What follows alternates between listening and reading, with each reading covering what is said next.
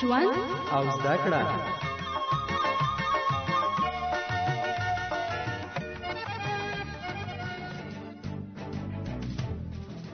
د آبادۍ غږ. د آبادۍ غږ خپرونه قدرمنو اوریدونکو السلام علیکم. اوبو ته غوږ یم ترېنه اورم د سرور سندره، ګوندې ترې زده کړمه خوږه لکه انګور سندره. په رښتیا هم چې د افغانستان انګور له خاص ارزښت او خوند څخه برخمن دي او تاک لرونکي دغه انګور په ډېر زیار سره ترلاسه کوي. خو که تاک لرونکي ورته زیار ونه باسي او د تاکونو پاڼې لرې نه کړي نو د دوی دغه کار د کومو ستونزو سبب کیږي.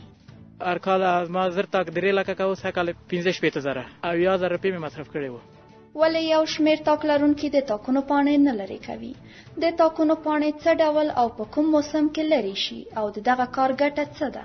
د آبادۍ غږ دا خپرونه همدا پوښتنې ځوابوي.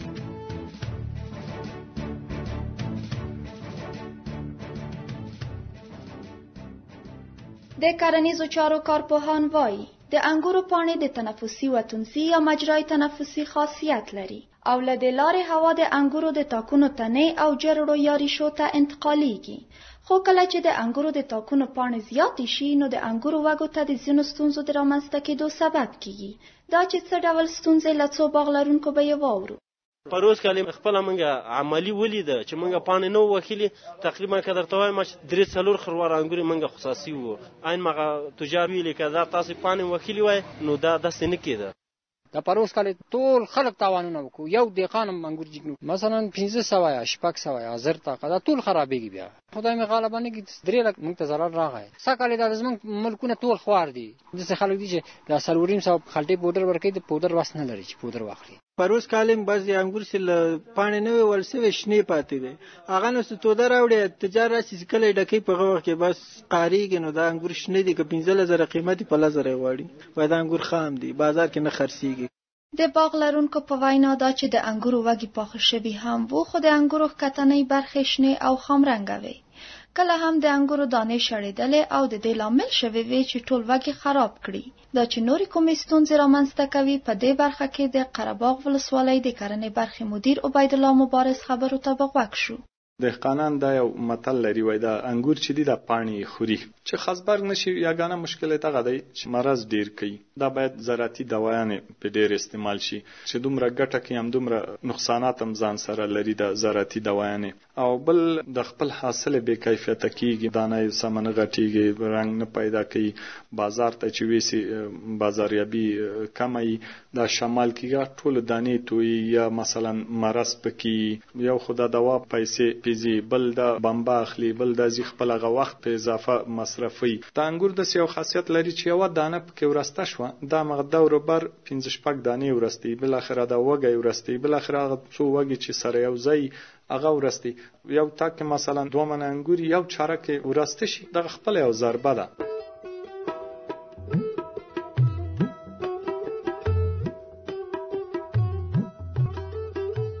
موردل د تاکونو د پاڼو زیاتېدل د دې لامل شوی وو چې د انګورو وږي خراب او ځینې وخت د پاڼو نه پرې کول د ناروغیو لامل شي. اوس غواړو په دې وپوهیږو چې ولې د پاڼو نه لرې کول ستونزې رامنځته کوي.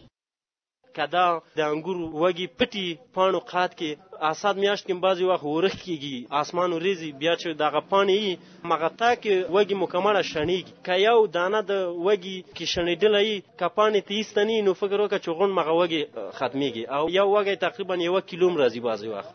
مشکلات د اقتصادي وجنه مثلا یو کاریګر چې موږ راولو درې وخت چای خوري ډوډۍ خوري چې پیسې نه هم د صفات کېږي بیان وره. یو کس مثلا چې ډیر کار وکړي یا 2 کس زر تا خبره سي دا زر طاقت نه پاتې کېږي پیسې چور سره نه. د څه چل بعض وخت د هوا د خاطر بعض وخت هوا تیزه بعض وخت هوا ګرمه ټولې ګنډې کو مر ور باندې نه راځي بعد ور باندې نه لګي چې بعد ور باندې نه لګي دا خپل ګنډه کېږي خصا کېږي. پروس کال چې بارانونه ډیر وو 14 یا 15 ورځې باران شو موږ ته فرصت رانه کو چې پانی وي وخو تاکونه تاسو باران او تاکونه ډب شو خپل مرز وکړو انګور خراب شو ټول ګنده شو.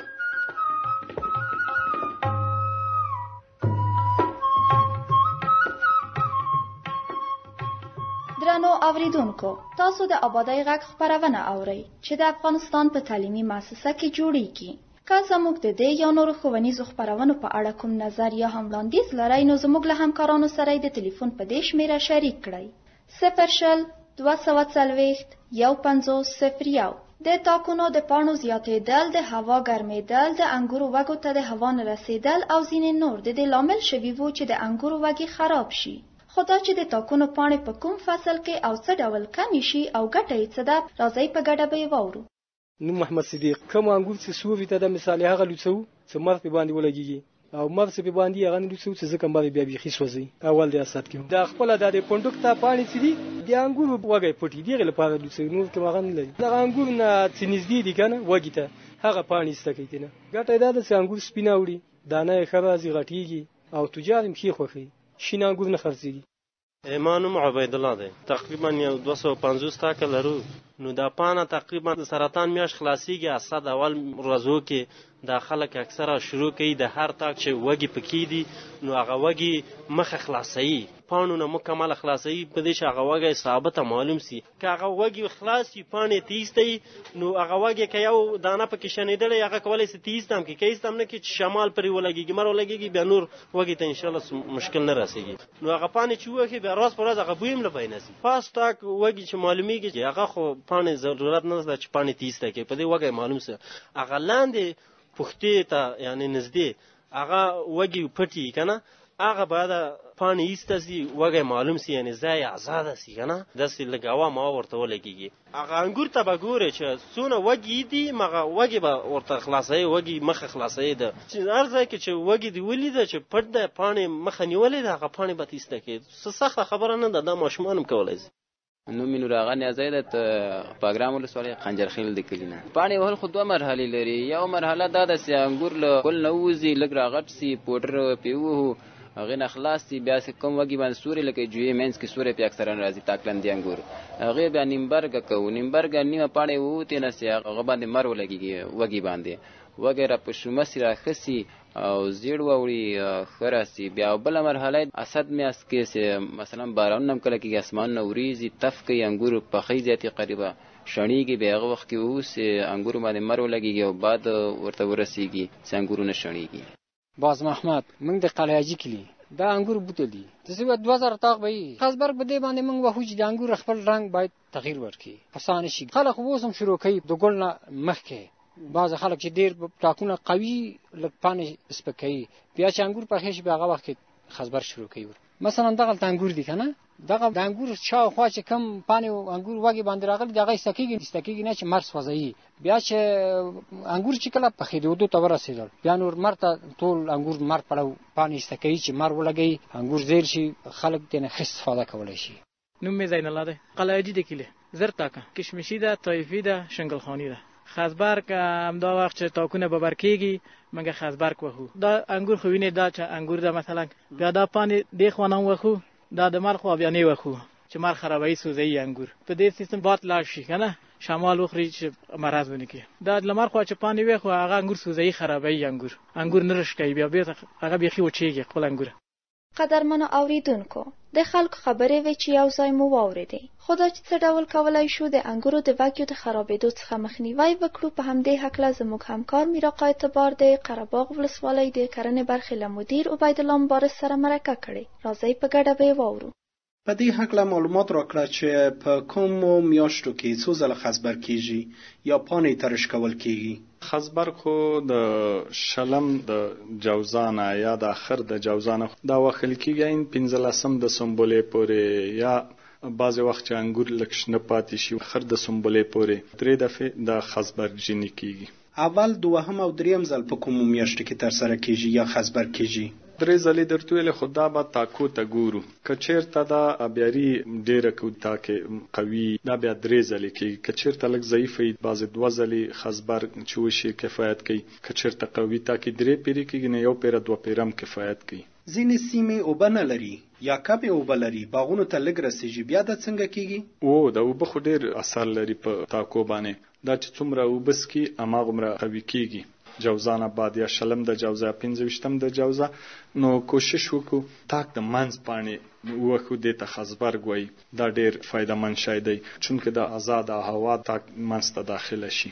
خزبرګ د ته وای کما وګای چې د انګورو وګای د دې دور بر په مابین د تاک کې دغه وخت کې ډیر نه لوڅي تاک به مکمل نه لوڅي چې دا مر تیزی جوزه او سرطان او صد د خډیره ګرمي دا بیا سوځي د سر پانه د اغه زینه وای چې کم ځای کې انګور نه یو کلکې شانته دی ورپریدي چې هوای خارج او داخل شي.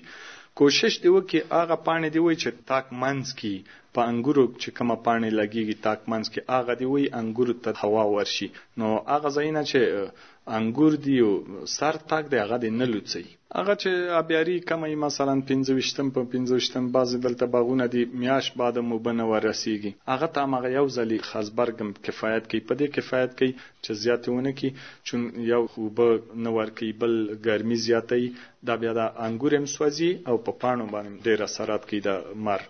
خلکو دوه رقمه تاکیږي یو په پشته کې او بل په چایلو کې یعنی د دوړو پانیش کول کیږي. دغه د پښتو د سر تاکونه دا خو باید ضروری خزبرګ وشي مابین پانه او دا د چایلو ته د ته اکثره اوا لګیږي په د ګټه په باره کې متوایي چې مثلا ګټه شي دی پکې دا خو یګانه ګټه دا چې دانه غټي انګوره سپینیږي زیاړه وړي مثلا په وخت سره پخه کیږي خو خریدار لري تجار چې راځي دا خوخي.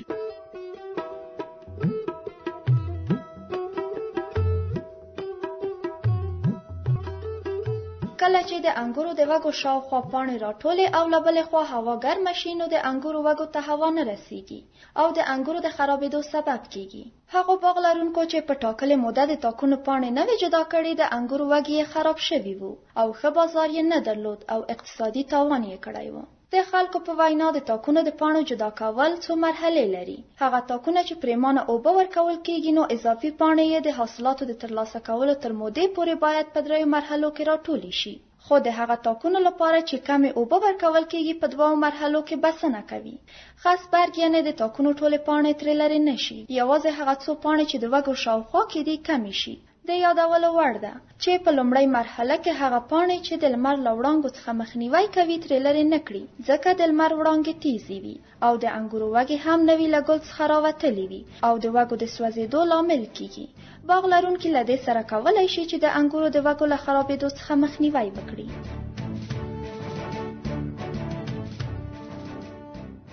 درنو اوریدونکو د آبادۍ غږ دا خپرونه زموږ همکار میرا قاعتبار د افغانستان په تعلیمي مؤسسه کې لیکلې او جوړه کړې وه.